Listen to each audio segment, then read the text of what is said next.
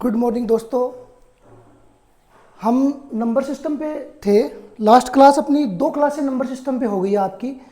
इस number system की अगर हम बात करें तो नंबर सिस्टम पे हमने लगभग 40 क्वेश्चन कवर किए हैं। 40 के समथिंग क्वेश्चन हमने कवर किए। उसमें हमने 2 टाइप के क्वेश्चन देखे। आज इस क्लास में हम टाइप 3 की बात करेंगे। ठीक है, टाइप 3 की बात करेंगे। तो देखो थोड़ा ध्यान से देखना।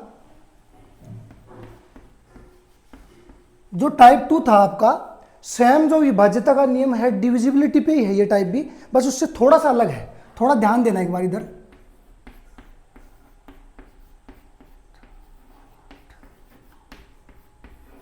अब देखो, अगर मैं आपसे कहूं कि 2 की अगर मैं बात करूं कि 2 का भाग 10 संख्याएं दे रखी हैं आपको।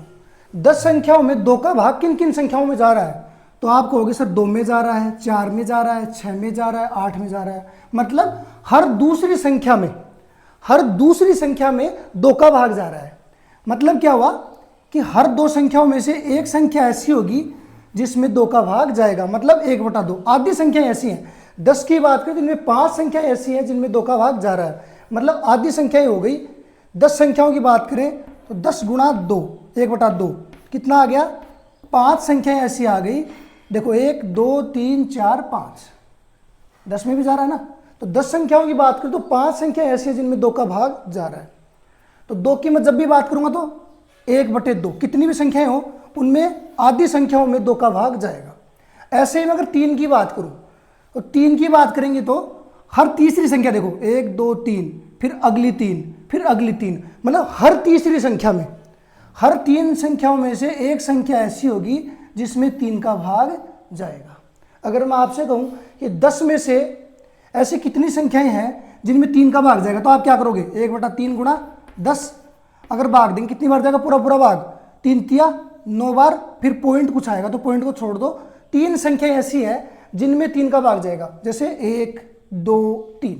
ठीक है, इसी प्रकार से अगर मैं 4 की बात करूं तो आप कहोगे सर हर 4 में से एक संख्या ऐसी है जिसमें 4 का भाग जा रहा है, मतलब हर 4 में से एक संख्या ऐसी है, 1/4 हो गया। 5 की बात करूं तो हर 5 में से एक संख्या ऐसी है जिसमें 5 का भाग जा रहा है।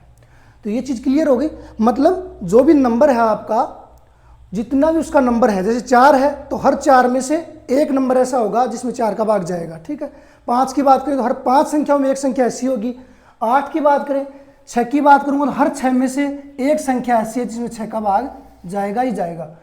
7 की बात करें ऐसे में, अगर 17 की बात करूं तो 17 में देखो एक में भी नहीं जाएगा, 2 3 4 5 6 7 8 9 10 11 12 13 14 15 16 तक 17 का भाग किसी में नहीं जाएगा, लेकिन 17 में जाएगा। तो मतलब 17 दूनी फिर 34 में जाएगा, फिर 17 51 में जाएगा। तो इसका मतलब क्या हुआ कि हर 17 में से एक संख्या ऐसी है जिसमें 17 का भाग जा रहा है। तो अगर मैं कहूँगा आपसे कि 17 की बात करें तो क्या होगा, 17 मतलब हर 17 में से एक संख्या ऐसी है जिसमें 17 का भाग जाएगा। तो ऐसे हम किसी भी संख्या का निकाल सकते हैं। ठीक है, तो अब जो भी आपके क्वेश्चन रहेंगे वो इसी बेस पे रहेंगे। ठीक है, चलो देखते हैं आगे क्वेश्चन। 41वां क्वेश्चन है ये। 40 क्वेश्चन पहले करवा दिए हैं मैंने। 1 और 700 के बीच की कितनी संख्या 17 से पूर्णतः विभाज्य है। एनटीपीसी 2021 में आया हुआ क्वेश्चन आपका। अब देखिए, मैंने आपको बताया था कि 17 की बात कर रहा है तो हर 17 में एक संख्या ऐसी है जो 17 से विभाज्य हो रही है। तो मैं बात करूं हर 17 में से एक संख्या क्या है, ऐसी है जो 17 से विभाज्य हो रही है। लेकिन हमें लेना क्या है, 1 और 700 के बीच में संख्याएं टोटल कितनी है, 700। तो 700 में अगर आप 17 का भाग दोगे कितनी बार जाएगा, 17 51, 17 चौक 68, 2 बच गए, 17 एकम 17, 41 पॉइंट कुछ आएगा। तो आपका आंसर क्या आ गया, 41। ठीक है, ऐसी कितनी संख्याएं हैं 1 और 700 के बीच में, ऐसी 41 संख्याएं हैं जिनमें 17 का भाग जा रहा है। ठीक है, 17 17 34, 17 51, ऐसे अगर 700 तक चलोगे आप तो 41 संख्याएं आपको ऐसी मिलेंगी जिनमें 17 का पूरा भाग जा रहा है। ठीक है, चलो आगे क्वेश्चन पे बढ़ते हैं। 300 और 1000 के बीच की कितनी संख्या 7 से विभाज्य है। अब देखो, अगर हम 7 की बात करें तो हर 7 संख्याओं में एक संख्या ऐसी होगी जो 7 से विभाज्य होगी। पहले 7 फिर 14 आएगा, फिर 21 आएगा, ऐसे ये चलता रहेगा। लेकिन हमें चाहिए क्या, 300 और 1000 के बीच में। अब ये तो पता है, अगर 1 से लेके 1000 तक की बात करें, 1 से 1000 तक की बात करें, तो हमें पता है हर 7 संख्या में एक संख्या होती है, तो 1000 में कितनी होगी, 7 का भाग देंगे 1000 में कितनी बार जाएगा, 7 एकम 7, 7 चौक 28 और 7 दूनी 14, 142। उसके बाद फिर पॉइंटों में आगे आ रहा है, उसका कोई मतलब नहीं है, ठीक है।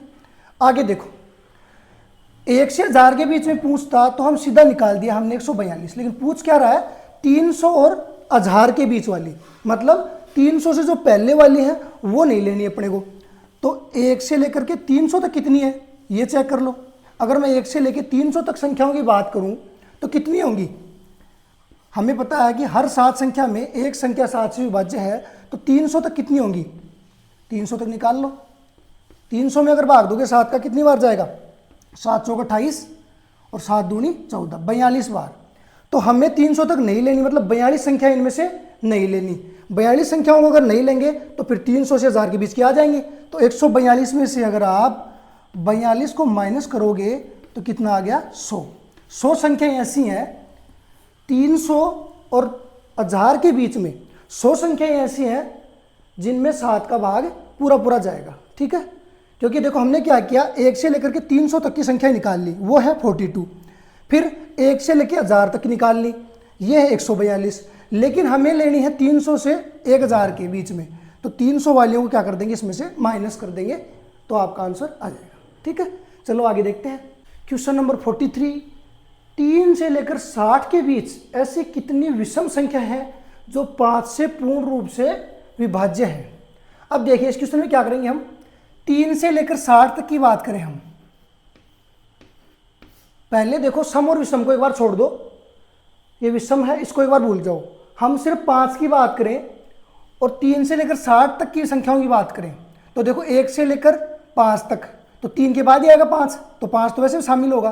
तो यह 3 की जगह अगर मैं यहाँ पे 1 लिखूँ, 3 की जगह अगर मैं 1 लिखूँ तो कोई फर्क थोड़ी पड़ रहा है। देखो अगर यहाँ पे 3 रहता तो भी 5 को शामिल करना पड़ता, क्योंकि पहली संख्या 5, फिर 10 आएगी, फिर 15 आएगा, तो 5 तो शामिल हो रहा है। 1 लिखूँ या 3 लिखूँ, बात एक ही है, कोई दिक्कत नहीं है।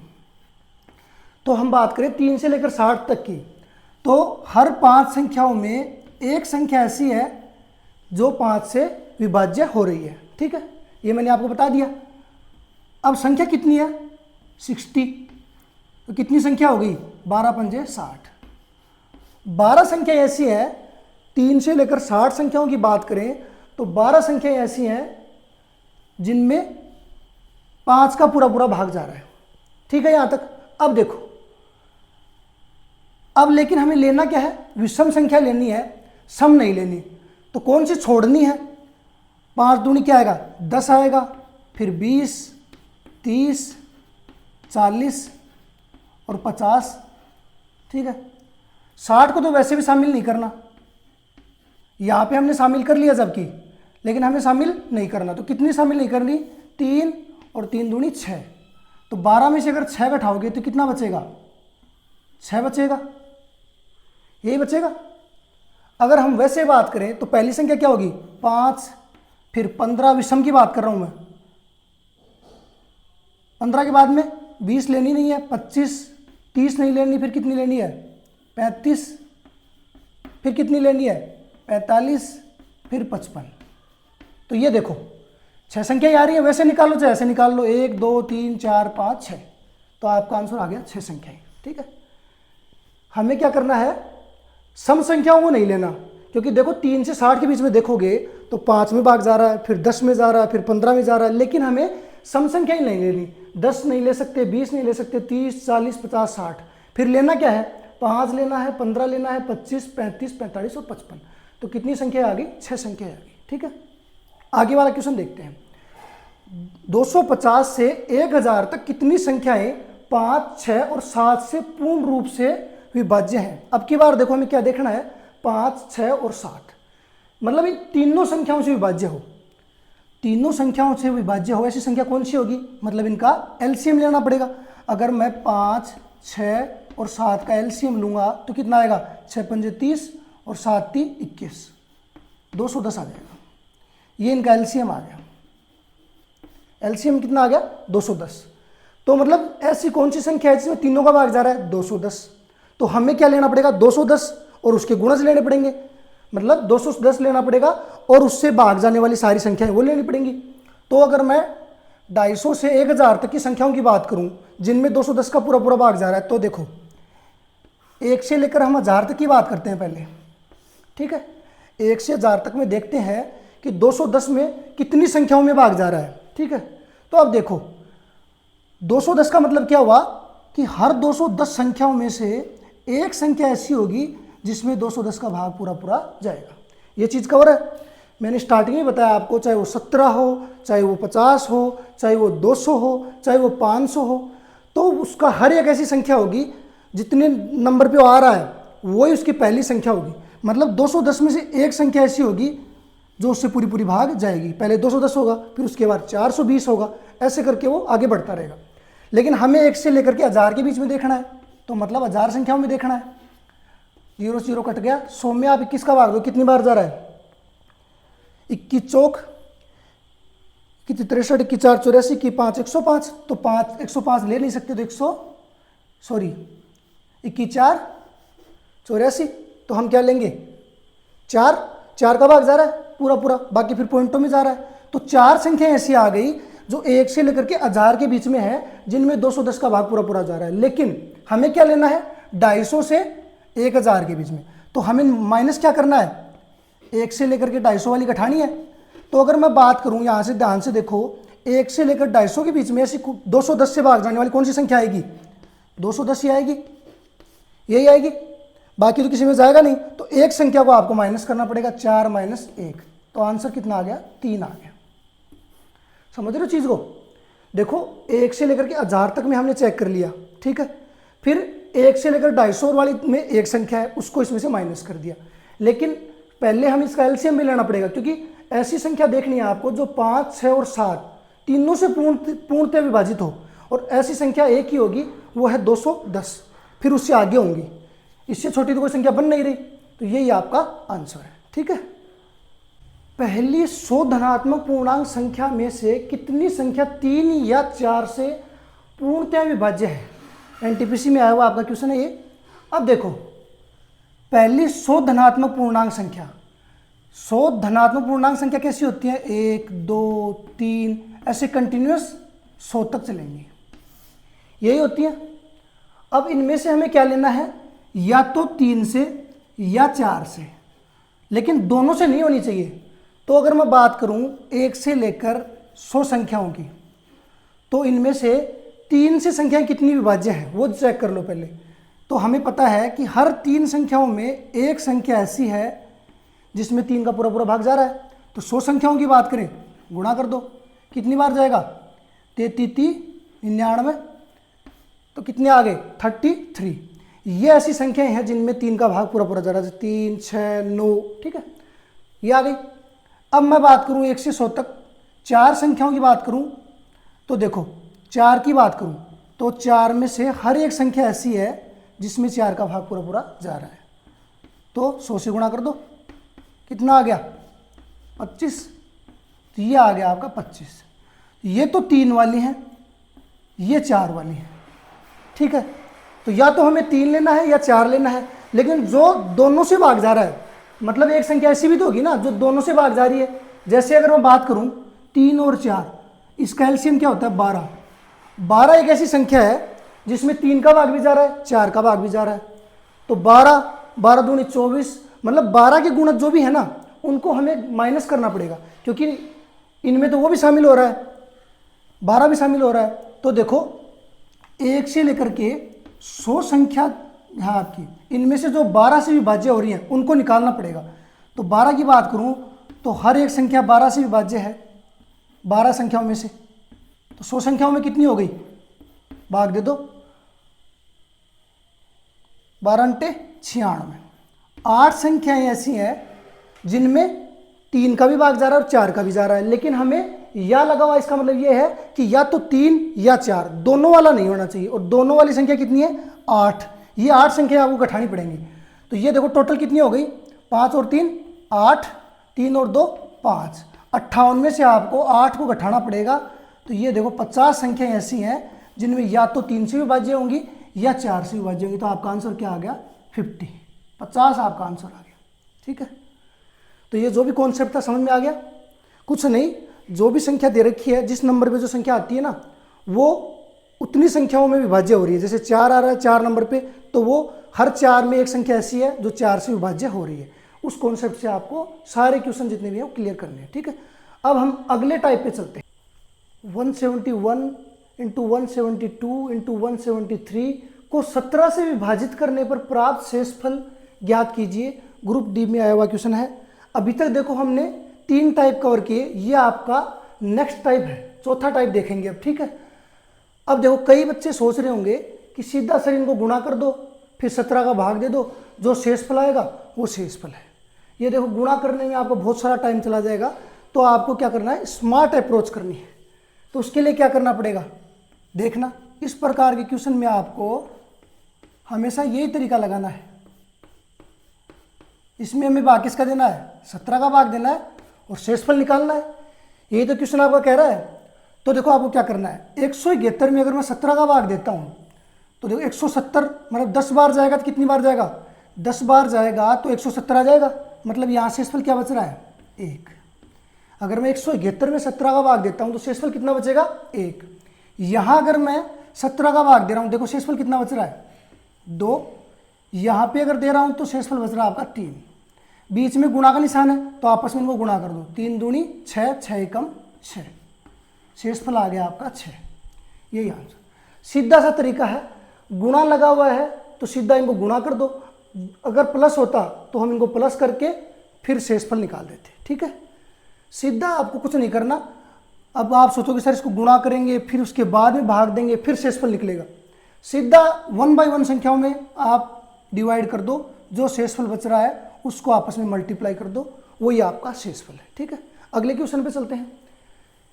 ये देखो 7 की पावर 6 प्लस 5 को 6 से विभाजित किए जाने पर प्राप्त शेषफल ज्ञात करें। अब देखो 7 की घात 6 प्लस 5 में आपको भाग किसका देना है, 6 का भाग देना है और शेषफल निकालना है। अब देखो अगर मैं 6 का भाग 7 में देता हूँ, कितना शेषफल बच रहा है, 1 शेषफल बच रहा है। 1 शेषफल बच रहा है, उसकी पावर कितनी है, 6। 1 की पावर चाहे 6 लगाओ चाहे 7 लगाओ कोई फर्क नहीं पड़ेगा, 1 ही रहेगा। तो ये आ गया 1, शेषफल 1 आ गया। यहाँ पे कितना है, 5 में 6 का भाग जाएगा नहीं तो 5 शेषफल बच गया आपका। नीचे क्या है, 6 है, तो 5 और 1 6, 6 में 6 का भाग दें कितना बचा, शेषफल कितना बचा, 6 में कितनी बार भाग जा रहा है, 1 बार भाग जा रहा है, शेषफल कुछ भी नहीं बचा, शेषफल थोड़ी बच रहा है यहाँ पे। तो यहाँ 0 आंसर होगा, क्योंकि 5 और 1 6 हो गए, 6 में 6 का भाग पूरा पूरा जाएगा, शेषफल क्या बचेगा, 0 बचेगा। 0 आपका आंसर है। शेषफल ही चाहिए आपको, भागफल बोलता तो 1 आएगा। तो ऐसे प्रकार के क्वेश्चन में हमेशा क्या करना है, 1 बाय 1 संख्याओं में भाग दे लो, प्लस का निशान है तो जोड़ दो, क्योंकि देखो मैंने क्या किया, 6 का भाग 7 में दिया, कितनी बार गया, 1 बार। शेषफल क्या बच रहा है यहाँ पे, 1 बच रहा है। 1 की घात कितनी है, 6 है। 1 की घात 6 होगी तो क्या होगा, 1 ही रहेगा वो, प्लस 5, 5 और 1 6, 6 में 6 का भाग दोगे तो शेषफल आपका 0 आएगा। ठीक है, शेषफल क्या आएगा, 0 आएगा। क्लियर है यहाँ तक। चलो ऐसे क्वेश्चन और देखते हैं आगे।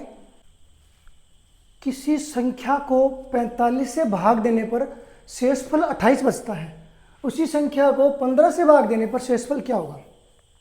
देखो इस प्रकार के क्वेश्चन में जो भी शेषफल बच रहा है उसमें सीधा भाग दे दो। जैसे 28 शेषफल बच रहा है तो 28 में 15 का भाग दे दो तो कितना बचा। अब शेषफल कितना बच रहा है, 15 एकम 15, 13 शेषफल बच रहा है। तो ये आपका आंसर आ गया 13। अब आप कहोगे सर ये आया कैसे 13, थोड़ा सा देखो समझा देता हूँ। इस प्रकार के क्वेश्चन में हमेशा आपको यही कॉन्सेप्ट लगाना है। 45 से हम किस संख्या को भाग दे रहे हैं, ठीक है, शेषफल कितना बच रहा है 28। तो अब सोच के देखो ऐसी कौन सी संख्या है कि जिसमें मैं 45 का भाग दूँ और 28 शेषफल बचे। तो देखो 45 में 28 जोड़ दो,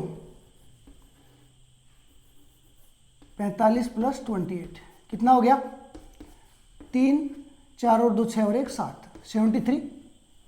73 हो रहा ना।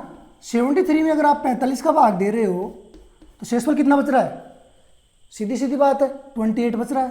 देख लो चाहे 45 एकम 45 5 50 और 60 70 23 और 5 28। सही है। क्वेश्चन यही बोल रहा है कि वो संख्या कौन सी है, मान लेते हैं वो 73 है जिसमें 45 का भाग दे रहे हैं, शेषफल कितना बच रहा है 28 बच रहा है। तो संख्या कौन सी है वो 73। हमने क्या किया, शेषफल के अंदर क्या जोड़ दिया 45 जोड़ दिया, दोनों को जोड़ दिया तो आ गया आपका 73। 73 में 45 का भाग दोगे शेषफल बच रहा है 28। क्वेश्चन भी यही कह रहा है, तो वो संख्या कौन सी होगी 73। ठीक है। अब इस 73 में ये बोल रहा है कि उसी संख्या को 15 से भाग देने पर शेषफल क्या होगा। अब अगर आप 15 का भाग दे रहे हो, इसमें कितना शेषफल आ गया 15 3 45 15 चौक 60, 60 बार 60 तक ही जा रहा है, उसके बाद में शेषफल कितना आया 13 आया, यहाँ भी 13 आ रहा था। तो हमें क्या करना है, जो भी शेषफल बच रहा है डायरेक्ट उसमें भाग दे दो 15 का, वही आपका आंसर आ जाएगा। इतना कैलकुलेट करने की जरूरत नहीं है। बस हाँ, अगर याद ना रहे आपको कि कॉन्सेप्ट क्या था तो आपको कुछ नहीं करना, जो संख्या है 45 का भाग दे रहे हैं तो दिमाग लगाओ कि ऐसी कौन सी संख्या है जिसमें मैं 45 का भाग दूंगा और 28 शेषफल बच जाएगा। तो सीधी सी बात है 45 को 28 से जोड़ दो तो कितना आ गया 73, 28 शेषफल बच गया। तो 73 में 15 का भाग देंगे तो शेषफल कितना आ गया 13 आ गया। ठीक है। अगर याद ना रहे तो आगे वाले क्वेश्चन में भी देखो यही कॉन्सेप्ट है। एक संख्या जब 5 से विभाजित की जाती है तो शेष 3 बचता है। जब इसी संख्या के वर्ग को 5 से विभाजित किया जाता है तो शेषफल क्या बचेगा। तो देखो पहले दिमाग लगाओ, 5 से मैं किसी संख्या को विभाजित करूंगा, शेषफल कितना बच रहा है 3, मतलब 8। 8 में अगर मैं 5 का भाग दूंगा शेषफल कितना बच रहा है 3 बच रहा है। क्वेश्चन सही है यहाँ तक। वो संख्या कौन सी हो गई 8 हो गई आपकी। ठीक है। आगे चलो, इसी संख्या के वर्ग को, मतलब 8 का वर्ग कितना हो गया 64 में 5 से विभाजित किया जाता है तो शेषफल कितना बचेगा। 5 का भाग दोगे 12 पंजे 60, 4 शेषफल बचेगा। शेषफल कितना बच रहा है 4। तो यह आ गया आपका आंसर। सीधा तरीका इसको करने का क्या है, वो आपको ये लगाना है, शेषफल कितना बच रहा था 3, वर्ग से विभाजित करना है तो शेषफल का वर्ग कर दो, 3 तिया 9, भाग किसका देना है 5 का, 5 का भाग दोगे 9 में 4 शेषफल आ रहा है। जो शेषफल आ रहा है उसी में आपको डायरेक्ट भाग देना है। यहाँ डायरेक्ट भाग दिया था लेकिन यहाँ वर्ग में भाग देना है तो शेषफल का वर्ग कर दो। ये सीधा आपको ध्यान में रखना है। ठीक है। चलो आगे बढ़ते हैं। एक संख्या x को 7 से विभाजित करने पर 1 शेष बचता है और दूसरी संख्या y को 7 से विभाजित करने पर 2 शेष बचता है। x प्लस वाई को 7 से विभाजित करने पर कितना शेष बचेगा। देखो पहली बार 7 से विभाजित कर रहे हैं 1 शेष बच रहा है, दूसरी बार 7 से विभाजित करेंगे दूसरी संख्या को तो 2 शेष बच रहा है। उनका योग जो है उसको 7 से विभाजित करेंगे तो कितना शेष बचेगा। तो पहले शेष कितना बचा 1, फिर बचा 2, इनके योग को 7 से विभाजित करेंगे तो शेष कितना बचेगा 3/7। 3 में 7 का भाग नहीं जा रहा, मतलब 3 आपका क्या बच रहा है शेषफल बच रहा है। यही है। ये तो देखो आपका होगा सीधा तरीका। अब आप समझना चाहते हो वैसे बेसिक सर क्या है इसका। x को मैं 7 से विभाजित कर रहा हूँ, शेषफल कितना बच रहा है 1 बच रहा है। तो देखो x की जगह मैं क्या मानूँ 8 मान सकता हूँ, क्योंकि 8 में अगर मैं 7 का भाग दूंगा 1 बार जाएगा और शेषफल भी कितना बचेगा 1 बचेगा। यही होगा ना। आगे देखो y में 7 का भाग दे रहे हो, शेषफल 2 बच रहा है तो मैं y को देखो क्या मान सकता हूँ 9, क्योंकि 9 में आप 7 का भाग दोगे शेषफल कितना बचेगा 2 बचेगा। क्लियर है यहाँ तक। तो पहली संख्या क्या हो गई x तो मान लिया हमने 8, y मान लिया 9। ठीक है। x प्लस वाई तो 8 और प्लस 9, इसमें किसका भाग देना है 7 का। तो कितना शेषफल आएगा 9 और 8 17 में अगर आप 7 का भाग दोगे 7 दूनी 14, 14 और 3 कितने हो गए, शेषफल कितना है 3। वही आपका आंसर आ रहा था। तो ये तो हो गया आपका लॉन्ग मेथड। बाकी सीधा तरीका यही है, जो शेषफल दे रखे हैं उनको जोड़ दो और भाग दे दो 7 का, जो शेषफल बच रहा है वही आपका आंसर है। ठीक है। तो इस टाइप के जो भी क्वेश्चन आपके होंगे शेषफल वाले, उनमें सीधा आप शेषफल में भाग दे दो, वही आपका आंसर आ जाएगा। वर्ग करवा रहा है तो शेषफल का वर्ग कर दो, गुणा में है तो शेषफल को गुणा कर दो। ठीक है। तो हर बार आपका शेषफल के साथ ही काम करना है। ठीक है। ये तो हो गया आपका टाइप। अब हम इससे अगले टाइप पे चलते हैं। ठीक है। चलो हम नया टाइप देखते हैं। Question number 51। इसमें आपको शून्यों की संख्या बतानी है। एनटीपीसी 2022 में पूछा हुआ क्वेश्चन आपका। इसमें देखो जब भी कोई क्वेश्चन आता है ऐसा जिसमें आपको शून्यों की संख्या बतानी हो, ये आपका अलग टाइप है। टाइप नंबर लगभग शायद 4 या 5 है, 4 या 5 शायद, 3-4 टाइप हो गए अपने। ये अगला टाइप है। इसमें देखो आपको क्या करना है, अब ये आप अपने दिमाग से लगाओ कि शून्यों की संख्या निकालने के लिए हमें क्या करना पड़ेगा, क्या चाहिए, 2 और 5। 5 को अगर 2 से गुणा करें कितना आएगा, 10, मतलब शून्य बन रहा है। शून्य कब बन रहा है, जब 5 और 2 आपस में गुणा हो रहे हैं तो शून्य बन रहा है, ये हमें पता है। तो इसके लिए देखो आपको हमेशा 5 और 2 को देखना है कि कितने 5 हैं और कितने 2 हैं। क्या देखना है आपको, 2 की संख्या कि 2 कितनी संख्या में है और 5 कितनी बार आ रहा है, ठीक है। लेकिन इनमें से जो कम बार है उसको लेना है, उनकी संख्या लेनी है, जितना वो रहेगा उतने ही शून्य रहेंगे, क्योंकि 5 और 2 आपस में जब जब मिलेंगे तब तब क्या बनाएंगे, शून्य बनाएंगे। 5 दूनी 10 शून्य बनाएगा। तो हमें क्या चेक करना है, 2 की संख्या और 5 की संख्या, जो कम होगी वही हमें लेनी है, ठीक है। तो देखो अब ये क्वेश्चन है आपका, अब देखना एक बार ध्यान से। 5 है, इसको मैं लिख सकता हूं 5 गुणा 1, लिख सकता हूं ऐसा। इसको क्या लिख सकते हैं, 5 गुणा 2। इसको क्या लिख सकते हैं, 5 गुणा 3 लिख सकते हैं ना। फिर 5 गुणा 4, 5 गुणा 5, ऐसे कंटिन्यूस लिख सकते हैं। इसको क्या लिख सकता हूं मैं,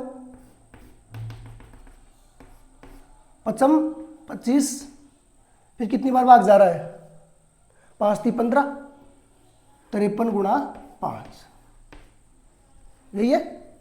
मतलब ये हुआ कि देखो 1 2 3 ऐसे करके 53 बार 5 आ रहा है। 5 कितनी बार आ रहा है, 53 बार।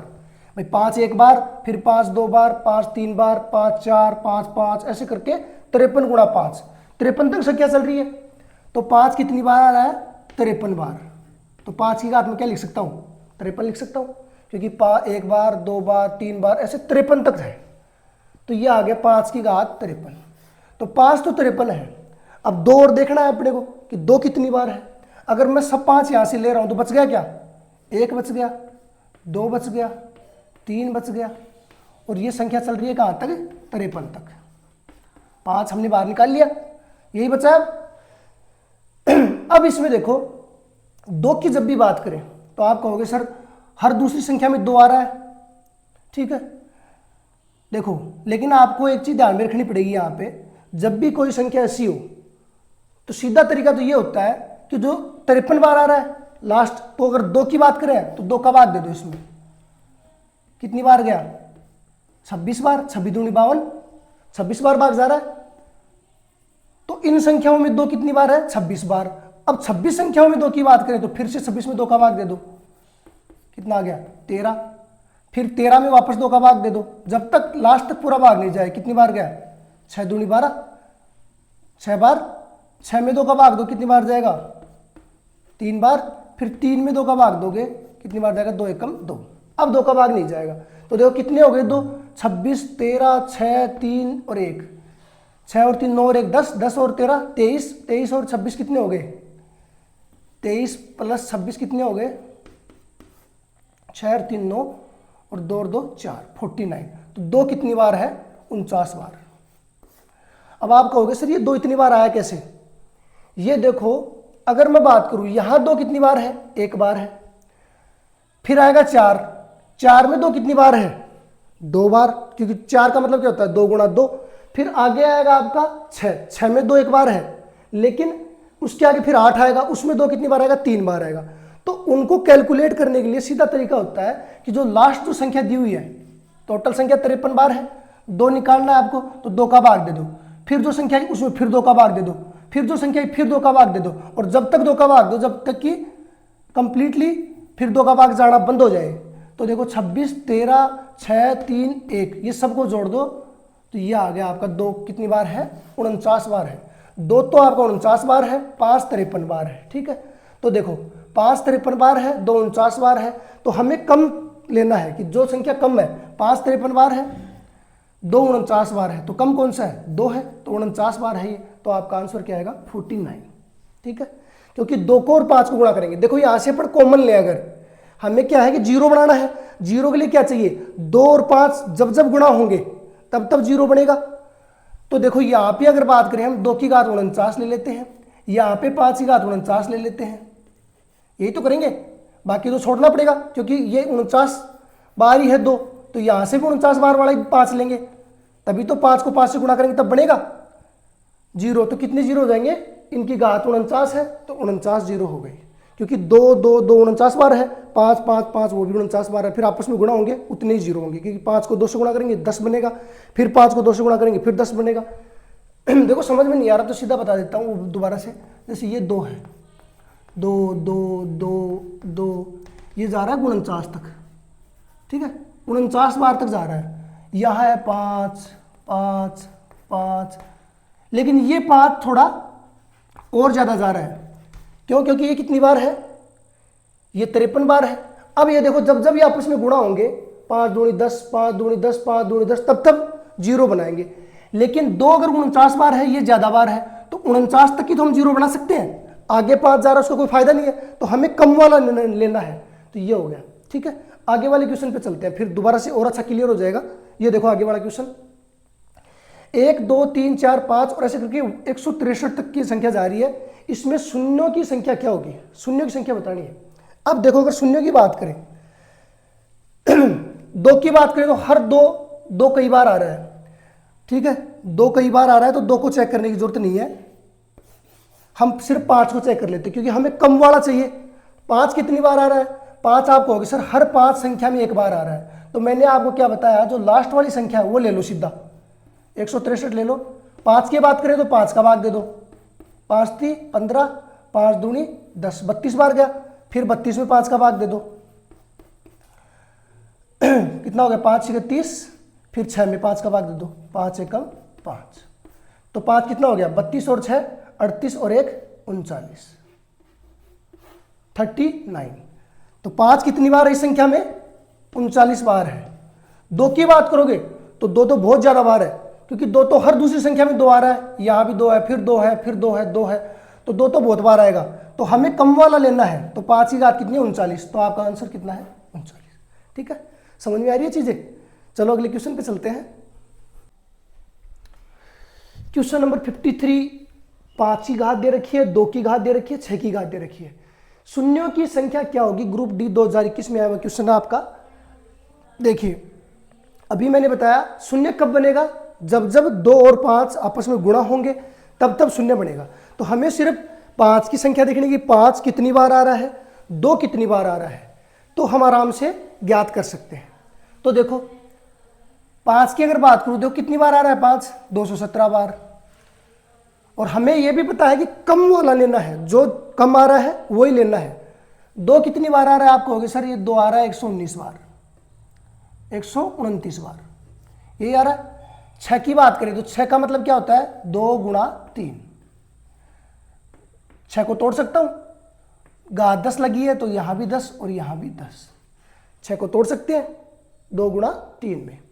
तो 2 कितनी बार आ रहा है यहाँ पे, 10 बार, यहाँ पे 2 आपका कितनी बार है, 129 बार, यहाँ पे 2 कितनी बार है, 10 बार। 3 से हमें कोई मतलब नहीं है, हमें सिर्फ 2 देखना है और 5 देखना है। ठीक है, अब देखो 129 और 10 कितना हो गया, 2 आ रहा है आपका 139 बार, 2 139 बार आ रहा है, 5 आ रहा है 217 बार। लेना कौन सा है, कम वाला लेना है, 139 बार। तो शून्यों की संख्या कितनी होगी, 139। क्लियर हो रही है चीजें धीरे धीरे।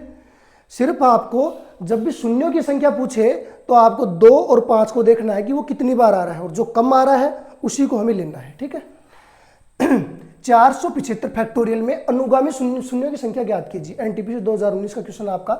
इसका मतलब होता है फैक्टोरियल। 11th में अगर कोई जिसने मैथ ली है 11th क्लास में, उसको तो पता है ये क्या है, लेकिन जो आर्ट्स के स्टूडेंट हैं या अदर सब्जेक्ट के हैं उनको थोड़ा पता नहीं है इसके बारे में। फैक्टोरियल का मतलब क्या होता है कि ये अपने से छोटी संख्या वालों में खुलता है, अंत तक जाता है। वैसे 475, फिर 474, 73 ऐसे खुलता है। इसका मतलब ये होता है कि 475 गुणा फिर 474 गुणा 473 गुणा ऐसे कर करके 1 तक खुलेगा। ये समझ रहे हो, 1 गुणा 2 3 4 5 ऐसे करके 475 तक आ रहा है। इसका मतलब यही होता है। तो मतलब ये 1 से चालू होके 2 3 4 5 6 7 8 ऐसे करके 475 तक आ रहा है। ठीक है, अब इसमें हमें शून्यों की संख्या ज्ञात करनी है। इसको मैं ऐसे भी लिख सकता हूँ चाहूँ तो 1 2 गुणा 3 गुणा 4 गुणा 5 गुणा 6 गुणा ऐसे कर करके 475 तक जाएगा ये, ठीक है। फैक्टोरियल का मतलब यही होता है, ठीक है। अब इसमें देखो, अगर मैं दो, हमें क्या देखना है, 2 कितनी बार आ रहा है, 5 कितनी बार आ रहा है। 2 की बात करें तो 2 हर बार आएगा, हर एक को छोड़ के 2 आ रहा है, तो 2 तो बहुत बार आ रहा है। हम देख लेते हैं 5 को, क्योंकि 5 देखो यहाँ 5 आएगा, फिर 10 आएगा, उसमें 5 आएगा, ऐसे आएगा। तो हमें 5 देखना है। 5 के लिए मैंने आपको बताया जो लास्ट वाली संख्या है 475 है, 475 ले लो, इसमें 5 का भाग दे दो, कितनी बार गया, 5 8 40, 5 9 45, 5 25, 19 में 5 का भाग दे दो, सॉरी 95 में फिर 5 का भाग दे दो, 19 5 95, फिर 19 में 5 का भाग दे दो, कितनी बार जा रहा है, 5 3 15। अब 3 में 5 का भाग नहीं जाएगा तो इसको छोड़ दो। अब कितने हो गए, 5 जोड़ दो, इन सबको जोड़ लो, यही 5 की संख्या है। कितने हो गए, 76 और 3 कितने हो रहे हैं, 5 9 और 5 14, 14 और 3 17, 17 के 7 9 और 1 10 और 1 11, 117 बार आ गया आपका, यही आंसर है, ठीक है। मतलब हमें क्या देखना है, 2 और 5 की संख्या देखनी है कि 2 कितनी बार आ रहा है, 5 कितनी बार आ रहा है, और उनमें से कम वाले को लेना है जो कम बार आ रहा है। तो 2 तो देखो यहाँ पे बहुत ज्यादा बार आएगा, हर एक संख्या छोड़ के 1 2 ही आ रहा है, तो इसका आधा तो सीधा ही हो गया, फिर और आएगा। तो ऐसे करके ये तो 300-400 बार से ऊपर जा रहा है। लेकिन बात करें 5 की, तो 5 अपना कितनी बार आ रहा है, 117 बार आ रहा है, तो शून्यों की संख्या भी कितनी होगी, 117, ठीक है। चलो आगे बढ़ते हैं। इसमें इकाई का अंक क्या होगा, एनटीपीसी 2021 में आया क्वेश्चन आपका, इकाई का अंक बताना है। अब देखिए ये अपना अगला टाइप है, टाइप नंबर 6, ठीक है। जब भी आपको इकाई का अंक बताना हो तब देखो क्या करना है। इस क्वेश्चन में तो सीधा सीधा निकाल सकते हो आप, 6 को 4 से गुणा करोगे, 6 चौके 24, फिर 24 मतलब इकाई का अंक क्या है, 4, 4 को 8 से गुणा करोगे, 8 चौक 32, फिर इकाई का अंक क्या है, 2, 2 को 4 से गुणा करोगे, 4 दूनी 8, इकाई का अंक क्या है, 8 है। ये आपका आंसर है, ठीक है। समझ रहे हो, मतलब 4 को 8 से गुणा कर रहे हो, कितना आ गया, 32 आ गया। इसमें इकाई का अंक क्या है, 2 है, फिर 32 को इससे गुणा करोगे, मतलब 2 को 4 से गुणा करोगे, 4 दूनी कितना आया, 8, और 8 को फिर 6 से गुणा करोगे, 8 से 48, 48 का इकाई का अंक क्या है, 8। इकाई के अंक में यूनिट डिजिट जो देखना होता है ना, यूनिट डिजिट, हमें सिर्फ यूनिट डिजिट से मतलब रखना है। 6 को आप 4 से गुणा करोगे, ठीक है, 24, फिर उसका इकाई का अंक क्या है, 4 है, 4 को फिर 8 से गुणा करोगे, 32, उसका 2 है, 2 को 4 से करोगे, 4 दूनी 8, इकाई का अंक आ गया 8। ये तरीका है। लेकिन कई बार क्वेश्चन क्या मिलेगा आपको, जैसे 46 की पावर 32 मिलेगी, 47 की पावर 15 मिलेगी, या फिर 43 की पावर कुछ भी मान लो, ऐसा क्वेश्चन दिया हुआ मिलेगा और आपको बताना है कि इकाई का अंक क्या है, ठीक है। तो जब भी इस प्रकार की सिचुएशन आए तो आपको क्या करना है वो मैं बता देता हूं। यहां इकाई का अंक क्या है, 6 है, इसकी इतनी पावर लगी है, यहां 7 है, यहां 3 है। तो हमें देखो करना क्या है, हमेशा ध्यान रखना, 0 कोई संख्या है, किसी भी संख्या का इकाई का अंक 0 है तो उसका इकाई का अंक हमेशा 0 रहेगा, वो बदलेगा नहीं। जैसे मैं आपको कहूँ 20 की पावर चाहे कितनी भी हो, 32 हो चाहे कितनी भी हो, क्योंकि 20 को देखो कितनी भी बार हम गुणा कर लें हमेशा 0 ही रहेगा। इकाई में क्या रहेगा, यूनिट डिजिट 0 ही रहेगा, कभी नहीं बदलेगा। 1 की बात करें, 1 की पावर कितनी भी लगा लो, 11 को आप 11 से गुणा करोगे, फिर 11 से गुणा करोगे, फिर 11 से गुणा करोगे, 121, फिर 11 से करोगे, हमेशा इकाई का अंक 1 का 1 ही रहेगा, 1 का क्या रहेगा, 1 ही रहेगा। तो याद रखना 0 1 5 और 6 इनका इकाई का अंक कभी नहीं बदलता। आंसर में सीधा आंसर देना है आपको, जैसे 0 है उसका इकाई का अंक 0 ही रहेगा, 1 है उसका इकाई का अंक 1 ही रहेगा, 5 का यूनिट डिजिट 5 ही रहेगा, 6 का यूनिट डिजिट 6 ही रहेगा, इनका कभी नहीं बदलता है, ठीक है। अब बात करें हम 2 की। अब आप कहोगे सर इसका बदलता क्यों नहीं है, 5 की बात कर लो, 5 को अगर मैं देखो 5 को 5 से गुणा करूंगा कितना आएगा 5 को 5 से गुणा करोगे 25, 25 को 5 से गुणा करोगे 125, मतलब यूनिट डिजिट हमेशा क्या रहेगा 5 ही रहेगा। 6 की बात करेंगे, 6 को 6 से गुणा करो कितना आएगा 36 आएगा, फिर 6 से गुणा करो कितना आएगा 216 आएगा, मतलब इकाइकांक कभी बदल नहीं रहा है। ये क्लियर हो गया 0, 1, 5 और 6 का। ठीक है, अब हम चलते हैं 2, 3 इन पे चलते हैं, 4 और क्या बच गया 7, 8 और 9। ठीक है, इनका और देख लेते हैं।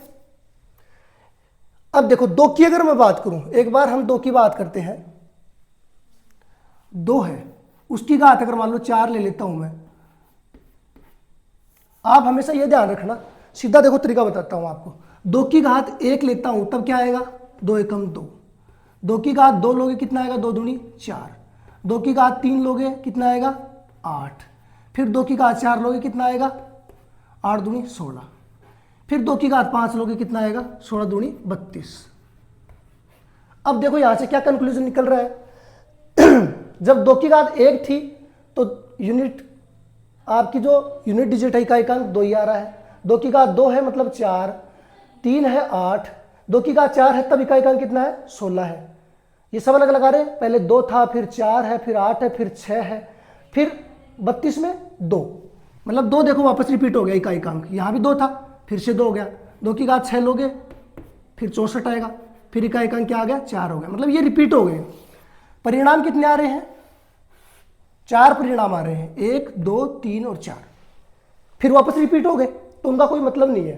परिणाम कितने आ रहे हैं 4 आ रहे हैं, तो आपको क्या करना है, ये जो मैंने बताया है इनको छोड़ के, ये तो कभी बदलते नहीं है, ये तो याद रखने हैं आपको 0, 1, 5 और 6 ये कभी चेंज नहीं होते, इनका इकाइकांक हमेशा सेम रहेगा। ठीक है, लेकिन इनके अलावा ये जितनी भी संख्याएं आ रही हैं आपको क्या करना है, इस घातांक में सीधा 4 का भाग देना है, क्योंकि 4 परिणाम हो रहे हैं 4 का भाग दे दो, इसमें अगर 4 का भाग पूरा जा रहा है तो हम समझ लेंगे इसकी घात क्या है 4 ही है, क्योंकि 4 32 में पूरा भाग जा रहा है 4 का, तो इसकी घात क्या है 4, तो 6 की घात हम 4 मान सकते हैं, और 6 की घात 4 का मतलब क्या होता है, लेकिन सॉरी 6 तो हमें पता है चेंज ही नहीं होता, तो इसका तो सीधा आंसर कितना है 6 है इकाइकांक। यहां 7 की बात करें तो 7 की घात कितनी है 15 है, 15 में आप 4 का भाग दो कितनी बार जा रहा है 4 3 12, शेषफल कितना बच रहा है 3 बच रहा है, 3 बच रहा है ना यहाँ पे शेषफल, 4 3 12, 12 प्लस 3 कितना, तो यहाँ पे 7 की घात मानेंगे अपन कितनी 3। ठीक है, 7 की घात 3 का मतलब होता है 343, इकाइकांक कितना है 3 है, ऐसे निकालना आपको। ठीक है, ये वाला क्वेश्चन हो गया आपका। अगले क्वेश्चन में देखो अभी प्रैक्टिस करूंगा तो धीरे धीरे आपको पता लगेगा। ठीक है, चलो आगे बढ़ते हैं। चलिए राजा, क्वेश्चन है अपना 56, निम्नलिखित में इकाइकांक क्या होगा, एनटीपीसी 2016 में आया क्वेश्चन है। यूनिट डिजिट इकाइकांक, जब भी आपको इकाइकांक देखना हो तो बस सिर्फ अपना फोकस इकाइकांक पे होना चाहिए। ठीक है, 4 की घात कितनी है 102। अब मैंने आपको बताया है कि 0, 1, 5 और 6 इनको छोड़ करके बाकी जो भी संख्याएं हैं उनका अगर चेक करना है तो हमें 4 का भाग देना पड़ेगा। इस संख्या में 4 का भाग दो, कितनी बार जा रहा है 4 दूनी 8 और 4 पंजे 20, 2 शेषफल बच रहा है आपका, तो 4 की घात कितनी है 2। ठीक है, प्लस यहां 103 में भाग देंगे आप, 103 में 4 का भाग दो, 4 दूनी 8, 4 पंजे 20, 3 शेषफल बचा तो 4 का 3। ठीक है, सिंपल सा काम करना है। अगर पूरा भाग जा रहा हो तो हमें यहाँ पे 4 मानना है। ठीक है, नहीं जा रहा तो जितना शेषफल बच रहा है 4 का भाग 2, शेषफल बचेगा उसको यहाँ रख लो। ठीक है, 4 की घात 2 का मतलब हो गया 16, प्लस 4 की घात 3 का मतलब कितना हो गया 64। अब इकाइकांक चेक करोगे 6 और 4 10, 10 का मतलब 0, इकाइकांक क्या है 0। जोड़ के देख लो इनको, 6 और 4 कितना हो गया 10, 6 और 1 7 और 1 8, 80, तो 80 में इकाइकांक क्या है 0। पूछ भी क्या रहा है आपको इकाइकांक। अगले क्वेश्चन पे चलते हैं। दिए गए गुणनखंड में इकाइकांक ज्ञात करें। इसमें देखो 1 है, मैंने आपको बताया है कि 1 कभी भी चेंज नहीं होता, वो 1 ही रहेगा चाहे कितनी भी घातांक हो, तो यहाँ 1 ही रहेगा। गुणा यहाँ भी 1 है तो वो भी 1 ही रहेगा, 1 को 1 से गुणा करोगे 1 ही रहेगा, क्योंकि 1 का कभी भी यूनिट डिजिट इकाइकांक चेंज नहीं होता। ठीक है, बस जिसको देखो ये रेलवे ऐसा ही में आया हुआ है 2019 में, 1 और 1 को गुणा करोगे 1 आ गया सीधा आंसर, आपका 1 आ रहा है, 1 सेकंड भी नहीं लगी आपको आंसर देखने में। लेकिन जिस बंदे को ये पता है कि कॉन्सेप्ट क्या है वो तो आराम से निकाल लेगा, लेकिन जिसको ये बेसिक चीज़ें पता ही नहीं है फिर वो उसके लिए ये क्वेश्चन बहुत ही हार्ड हो जाएगा। तो हमेशा याद रखना है 0, 1, 5 और 6 इनका इकाइकांक कभी भी चेंज नहीं होता, चाहे कितनी भी इनके ऊपर घातांक लगी हो, इनका इकाइकांक सेम ही रहेगा, यूनिट डिजिट सेम रहेगा। इसके अलावा जितनी भी संख्याएं हैं उनमें हम क्या करेंगे, 4 का भाग देंगे, जो शेषफल बच रहा है उसको लेंगे और उसके बाद हम चेक करेंगे। ठीक है, तो यहाँ तक क्लियर है। बढ़े आगे, संख्या दिखाई दे रही है आपको, इसमें इकाई के स्थान पर आने वाला अंक क्या होगा ये बताना है। 2017 का आपका क्वेश्चन है ये। देखिए मैंने आपको बता रखा है सिर्फ हमें इकाई के अंक से मतलब है, क्योंकि बात जब इकाई के अंक की हो रही है तो आपको क्या लेना है, इकाई का अंक। ठीक है, 3 है, इसकी घात कितनी है 1632, हमें इसमें 4 का भाग देना है, 4 चौक 16, 4 अंटे 32, 4 का भाग पूरा पूरा जा रहा है तो मतलब 3 की घात क्या है 4 है, गुणा। इसकी बात करें इसमें भी देखो पूरा पूरा भाग जा रहा है तो 4 की घात क्या है 4 है, गुणा। ये देखो 5 है, मैंने आपको थोड़ी देर पहले बताया था 0, 1, 5 और 6 ये कभी चेंज नहीं होते, सेम रहेंगे, तो इसको घात चेक करने की जरूरत नहीं है, ये 5 ही रहेगा इकाई का अंक। ठीक है, 3 की घात 4 का मतलब कितना होता है, 3 तिया 9, 9 ती 27, 27 ती 81, ये आपका 81। इसकी बात करें 4 चौक 16, 16 चौक 64 और 64 को 4 से गुणा करो कितना आएगा, इकाई का अंक 6 ही आएगा। देखो 64 को आप 4 से गुणा करोगे तो 4 चौक 16, 6 इकाई का अंक आ रहा है, 6 ही ले लो। ये आ रहा 5, 1 को 6 से गुणा करोगे 6 कम 6, 6 को 5 से गुणा करोगे 6 पंजे 30, इकाई का अंक क्या है आपका 0, ये आपका आंसर। ठीक है, आगे वाले क्वेश्चन में देखते हैं, किसी भी प्राकृत संख्या n के लिए के परिणाम का अंतिम अंक हमेशा क्या होता है, अंतिम अंक बताना है। अंतिम अंक मतलब यूनिट डिजिट इकाई का अंक बताना है। ये देखो अब की बार आपको ये दे रखा है, n क्या है, प्राकृत संख्या। प्राकृत संख्या का मतलब क्या होता है, 1, 2, 3, 4 कंटिन्यूअस प्राकृत संख्या होती है। हमें n प्राकृत संख्या में लेनी है, फिर इकाई का अंक बताना है। अगर मैं यहाँ पे 1 लूँ तो 6 कम 6 की घात 1 माइनस 5 की घात 1, 6 कम 6, 5 से कम 5, आंसर कितना आएगा 1 आएगा। यहाँ पे अगर मैं 2 लूँ, 6 की घात 2 लूँ, 5 की घात भी 2 लेनी पड़ेगी क्योंकि सेम ही लेना है। 6 का मतलब 6 6 36, 5 की घात 2, 5 25, घटाओगे तो कितना आएगा, इकाई का अंक वही 1 आ रहा है। 6 में से 5 जाएगा कितना आएगा 1 ही आएगा। इकाई का अंक ही चेक करना है आपको। 6 की घात अगर मैं 3 लूँ, 5 की घात 3 लूँ, 6 की घात 3 का मतलब होता है 216, 5 की घात 3 का मतलब क्या होता है 125, 6 में से 5 घटाओगे इकाई का अंक क्या आएगा 1। मतलब हमेशा इकाई का अंक 1 ही आ रहा है, चाहे मैं जो भी संख्या लूँ। इसका मतलब क्या हुआ, इकाई का अंक क्या रहेगा 1 ही रहेगा। कोई भी प्राकृत संख्या लोगे आप तो आपको एग्जाम में से 3-4 एग्जाम्पल नहीं लेने हैं, कोई भी एक एग्जाम्पल उठा लो, 1, 2, 3, 4, 5, 6 किसी भी संख्या को उठा लो, n की जगह रख दो और जो आपका रिजल्ट आ रहा है वही आपका इकाई का अंक आ गया। ठीक है, यही इकाई का अंक है, समझ रहे हो। इसका इकाई का अंक बताना है। असिस्टेंट लोको पायलट 2019 में आया हुआ क्वेश्चन आपका। देखिए यहाँ क्या है 3 की घात कितनी है 36 है, माइनस 2 की घात कितनी है 20। हमें सिर्फ इकाई का अंक देखना है। ठीक है, अब देखो 36 है, इसमें 4 का भाग देंगे, 4 का भाग पूरा पूरा जा रहा है, 4 अंटे 32, 9 चौके 36, तो 3 की घात क्या रहेगी 4 रहेगी। इसमें 4 का भाग पूरा जा रहा है, 4 पंजे 20, तो ये रहेगा 4।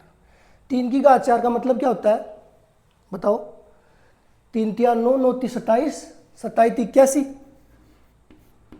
2 की घात 4 का मतलब क्या होता है 2 की घात 4 का मतलब क्या होता है, 2 दूनी 4, 4 दूनी 8, 8 दूनी 16। 81 में से 16 घटाओगे, 11 में से 6 घटाओगे तो कितना बचेगा 5। तो इकाइकांक क्या आ गया आपका 5। इसी प्रकार से सारे क्वेश्चन जितने भी हैं यूनिट डिजिट वाले, इकाई के अंक वाले, इस तरीके से आप कर सकते हो। बस ये याद रखना है 0, 1, 5 और 6, इनमें आपको कैलकुलेशन भी नहीं करनी पड़ेगी, सीधा का सीधा इकाइकांक चेंज नहीं होता, ठीक है। बाकी जो संख्या है उनमें 4 का भाग दो, पर शेषफल जो बच रहा है वो लगाओ और इकाइकांक मिल जाएगा आपको, ठीक है। तो सबको समझ में आ गया होगा ये यूनिट डिजिट वाला।